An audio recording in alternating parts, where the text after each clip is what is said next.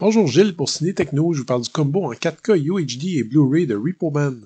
Le film d'Alex Cox est distribué par Criterion et met en vedette Emilio Estevez, Harry Dean Stanton et Olivia Barash, sorti en magasin le 3 septembre 2024.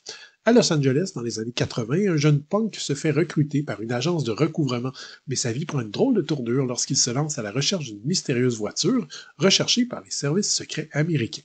Repo Man est un curieux petit film, pépite un peu caché, qui marque facilement les cinéphiles aventureux qui lui auront accordé sa chance. Premier film du réalisateur Alex Cox, cinéaste furieusement indépendant à qui on doit Sid and Nancy et Walker, qui a d'ailleurs marqué la fin de sa carrière à Hollywood.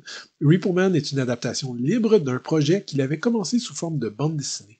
Le film est fondamentalement très punk, autant dans son look que dans sa philosophie, ainsi que dans son montage plutôt lâche, son sens de l'autodérision et sa perception profondément négative de l'autorité et des normes sociales dominantes. Ça, c'est pour le contexte.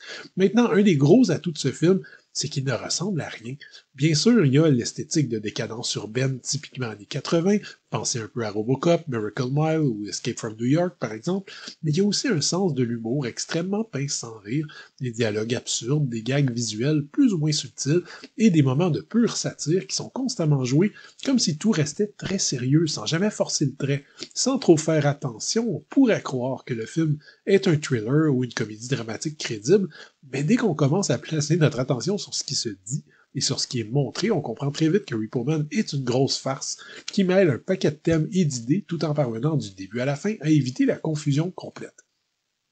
Un des gros atouts du film reste son casting, dominé par Emilio Estevez, extrêmement crédible, sur un registre pince sans rire dans lequel il excelle, et qu'il retrouvera ensuite, selon moi, avec tout autant de succès dans Men at Work et Loaded Weapon. Preuve de son charisme toujours incroyable, Harry Dean Stanton, malgré un second rôle, se retrouve en tête de générique. Repo Man lui doit clairement beaucoup avec sa performance qui respire l'anxiété refoulée. Le bonheur est également de voir que tous les autres rôles secondaires, il y en a beaucoup, jouent tous sur le même ton, pourtant pas évident, et récitent leurs lignes de dialogue totalement absurdes avec un sérieux vraiment délicieux. Il y a une bande sonore qui est vraiment excellente, qui fait la part belle à de très bons groupes punk de la côte ouest. C'est d'ailleurs le disque de la bande sonore qui a réellement trouvé son public et qui a permis à Repo Man de devenir un film de référence suite à une première sortie en salle un peu ratée.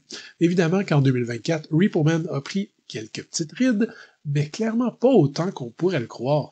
Cette espèce de ras-le-bol de l'autorité en place, ces idées de conspiration omniprésentes, ce contrôle de contrôle et d'omniprésence des médias, cette impression constante que nous sommes collectivement au bord du gouffre, tous ces éléments d'actualité bien familiers chez les jeunes générations, entre autres, se trouvent déjà dans Repo Man. Le 4K UHD est présenté à 1,78 panoramique avec P-Studio en anglais, mono et sous-titres optionnels en anglais. Le Blu-ray de Criterion, sorti en 2013, était déjà excellent. La version en 4K est tout aussi réussie techniquement avec une belle emphase sur la précision d'image et sur les couleurs rehaussées. Vraiment, rien à redire sur ce point. Le boîtier de Repo Man est aussi une très très belle chose. Dans un étui cartonné, on retrouve le boîtier contenant le film en 4K et en Blu-ray. Le disque 4K contient une piste de commentaires enregistrée en 99 avec le réalisateur et plusieurs membres de l'équipe. Le Blu-ray contient la même piste de commentaires ainsi que le reste des suppléments. On trouve donc une version du film éditée pour la télévision qui contient des dialogues redoublés mais aussi plusieurs scènes supprimées ou alternatives incluses au montage, donc très intéressant pour les fans du film. D'autres scènes supprimées sont également accessibles séparément. On trouve aussi des entrevues avec Harry Dean Stanton, avec Alex Cox et des membres de l'équipe et avec le chanteur Iggy Pop. On retrouve des entrevues concernant la bande sonore du film et des bandes annonces. Le livret qui vient dans le boîtier contient un essai sur le film, un document sur la production qui est illustré par Alex Cox lui-même et une entrevue avec le véritable agent de recouvrement qui a inspiré le réalisateur. Repo Man est une des meilleures comédies de science-fiction des années 80, selon moi. Le ton très pince sans rire, poker face, va peut-être en déstabiliser plusieurs, mais le scénario dense et absurde va garder votre cerveau en ébullition jusqu'à la finale assez planante. Cette édition de Criterion met bien en valeur ce film culte, et au niveau des qualités techniques du disque 4K, on ne peut, à mon avis, pas demander mieux. C'était Gilles, merci, bon visionnement.